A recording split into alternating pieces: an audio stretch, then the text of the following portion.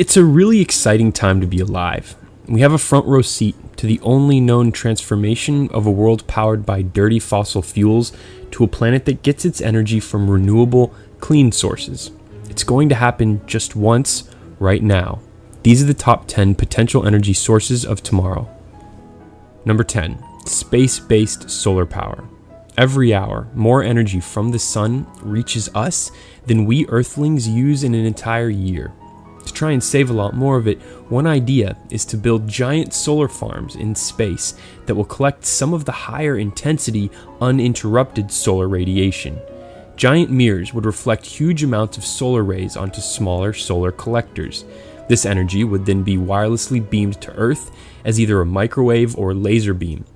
One of the main reasons this amazing idea is still just an idea is because it's, big surprise, very expensive. But it could become a reality in the not so distant future as our solar technology develops, and the cost of launching cargo into space comes way down thanks to the work of companies like SpaceX. Number 9. Human power. We already have human-powered devices, but scientists are working on harvesting power generated from normal human movement. We're talking about tiny electronics here, but the potential when multiplied by billions of people is big. And with developers making electronics that use less and less power, one day your phone may charge when it rustles around in your pocket, your bag, or moves in your hand, or your fingers move on the screen. At Lawrence Berkeley National Laboratory, scientists have even demonstrated a device that uses viruses to translate pressure into electricity. Yes, it's amazing as it sounds, and no, there's no way I'm going to try and explain how it works. Of course, it's linked below if you want more info. There are even small body-worn systems that passively produce electricity when you move. Human power isn't going to solve global warming, but every little bit helps. Number 8. Tidal power. Harnessing all the energy in the motion of the ocean could power the world several times over, which is why over 100 companies are trying to figure out how. Because of the focus on wind and solar, the tidal energy industry kind of got elbowed out of the early mix, but these systems are quickly becoming more efficient. For one, meet Oyster, a 2.4 megawatt producing hinged flap that attaches to the ocean floor and, as it opens and closes, pumps high pressure water on shore where it drives a conventional hydroelectric turbine. One of those could power a whole housing development or a couple massive residential towers, roughly 2,500 homes. An engineer with the Air Force Academy has created the Terminator winged-shaped turbine that employs lift instead of drag, allowing it to theoretically harness 99% of a wave's energy instead of the 50% that current tidal projects can get. And Perth, Australia, just got the world's first ever wave-powered desalination plant that provides the city with enough drinking water for 500,000 residents. Number 7. Hydrogen. The element hydrogen, by far the most abundant in the universe, is very high in energy, but an engine that burns pure hydrogen produces almost no pollution. This is why NASA's powered its space shuttles and parts of the International Space Station with this stuff for years.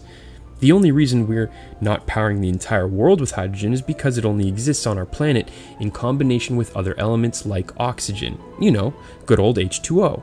Russia even converted a passenger jet to run on hydrogen in the late 80s, and Boeing recently tested small planes that fly on hydrogen. Once the hydrogen is separated, it can be pumped into mobile fuel cells in vehicles that are able to directly convert it into electricity. These cars are now being manufactured on a fairly large scale. Honda is planning on demonstrating the versatility of its new hydrogen fuel cell car by plugging it into a model home in Japan to power the house, instead of the car sucking electricity from the building like its electric-powered competitors have to do. Honda says one of these fully fueled cars could power an entire house for a whole week, or drive 300 miles without refueling. The main obstacle right now is the relatively high cost of these vehicles and the lack of hydrogen stations to refuel them. Although California now has plans for 70 of these stations across the state, South Korea is expected to have a total of 43 soon, and Germany's aiming for 100 by 2017. Number 6. Geothermal heat from underground lava beds. The method of converting the heat rising from the depths of the molten core of the Earth into energy, also known as geothermal, powers millions of homes around the world, including the electricity usage for 27% of the Philippines and 30% in Iceland. But an Icelandic deep drilling project may have recently discovered the Holy Grail when it hit a pocket of magma, which had only happened once before in Hawaii. The team pumped water down into the hole, which the scorching magma instantly vaporized to a record-setting 842 degrees Fahrenheit. This highly pressurized steam increased the power output of the system tenfold, an amazing success that should lead to a giant leap in the energy-generating capabilities of geothermal projects around the world. Number 5. Nuclear waste. Nuclear fission power plants are the traditional reactors that have been in use around the world for decades and provide the United States with 20% of our electricity. They use something called light water technology to surround the fuel rods with water, which slows the neutrons and allows for a sustained nuclear reaction. But the system is really inefficient. Only 5% of the uranium atoms in the rod get used up by the time it has to be removed. All that unused, highly radioactive uranium just gets added to our growing stockpile of nuclear waste.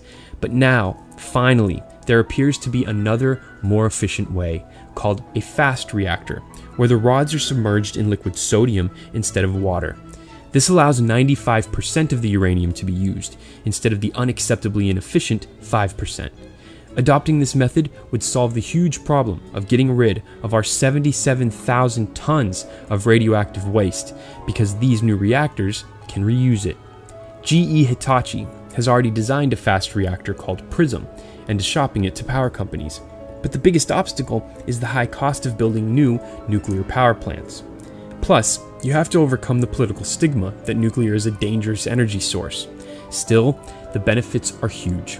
It's a proven technology that emits pretty much no greenhouse gases. The big success story is France, who has 75% of its electricity needs met by its 59 nuclear power reactors. Number 4. Solar windows. With production and installation costs getting cheaper by the day, solar power is taking off around the world. Europe is the best in photovoltaics and is driven by its leader, Germany. On an average sunny day in 2012, Deutschland got as much energy from the sun as 20 nuclear power stations, enough to power 50% of the country. Spain is now generating more than 50% of its power from renewable resources like solar. A California desert is home to the largest solar power station in the entire world, and the United States increased its solar capacity by nearly 500% from 2010 to 2014. And if you think that that's as fast as solar can possibly grow, listen to this. Researchers at the Los Alamos National Laboratory in New Mexico just made a significant breakthrough in quantum dot solar cell technology that will allow highly efficient solar panels to double as transparent windows. When this technology becomes cheap enough to hit the mass market in the next couple of years, every sun-exposed window in the world will have the potential to be converted into a mini power station. Number 3. Biofuels. From 2002 to 2013, biofuels grew more than 500% in the US, as production of crop-derived ethanol and biodiesel became a mainstream substitute or supplement to gasoline in our cars. In fact, back in the day when Henry Ford first developed his Model T, he thought it would run on ethanol. The discovery of vast amounts of cheap oil all over the world unfortunately made it the go-to energy source, but renewable biofuels are making a strong comeback now. The only problem is that the currently dominant first generation of biofuels use the same land and resources that have traditionally been used to grow food, which is driving up the cost of food and causing big problems in a lot of the developing world. So something has to change if biofuels are going to give us a chance at replacing oil with something clean burning. That's where a plant like switchgrass comes in. It's hardy, it grows like a weed just about anywhere, and it isn't food. But if we wanted to run all of the world's cars on it, we'd need to plant it on an amount of land equivalent to the entire countries of Russia and the United States combined. So that's not going to work. This brings us to the third generation of biofuels, algae, which has all the right ingredients to replace oil once and for all. Algae's natural oil content is greater than 50%, which means it can be easily extracted and processed. We can convert the remaining parts of the plant into electricity, natural gas, and even fertilizer to grow even more algae without chemicals.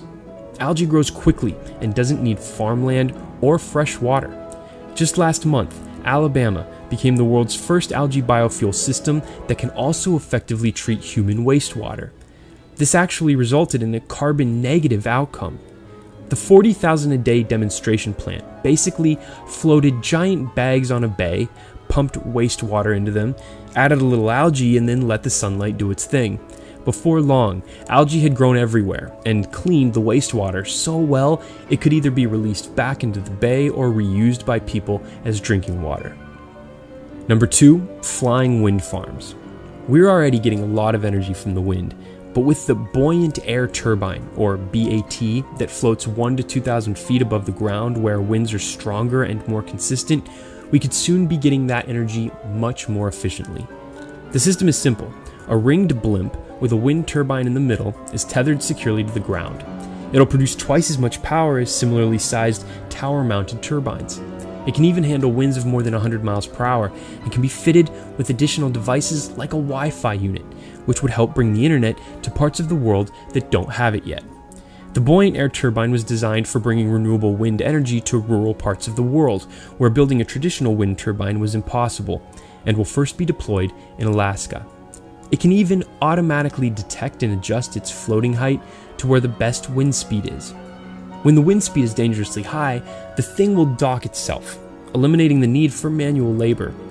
Flying wind turbines like this should soon replace all the less efficient tower-based systems and could allow for the construction of offshore wind farms that have, until now, been really expensive to build. Number 1, fusion. Unlike fission, nuclear fusion doesn't create any deadly nuclear waste because it fuses atoms together instead of splitting them apart, so there's no threat of a runaway reaction that could lead to a meltdown event. But this is easier said than done. One nuclear prize-winning physicist described fusion as trying to put the sun into a box. The idea is pretty, the problem is we don't know how to make the box. The technical issue is that fusion reactions will produce material that's so volatile and hot it will damage the reactor that created it. This isn't stopping private companies and governments from spending billions to research the technology and solve these problems. And if the immense challenges can be overcome, fusion will provide virtually limitless energy and power the world. That's why the world's wealthiest governments are collaborating on the controversial International Thermonuclear Experimental Reactor in France, known as ITER. When was the last time Russia, China, Europe, and the United States collaborated on anything? That's how important for humanity this project is, and because of its revolutionary potential, several powerful companies like Lockheed Martin are quietly working on their own fusion reactors. Lockheed has a very optimistic timeline for their system, projecting that they will meet global energy demand by 2050. Their optimism may be fairly justified. In October 2013, in separate research, scientists at the Lawrence Livermore National Laboratory in the United States achieved a huge milestone in fusion when, for the first time, a fuel capsule gave off more energy than was applied to it. Thanks for watching.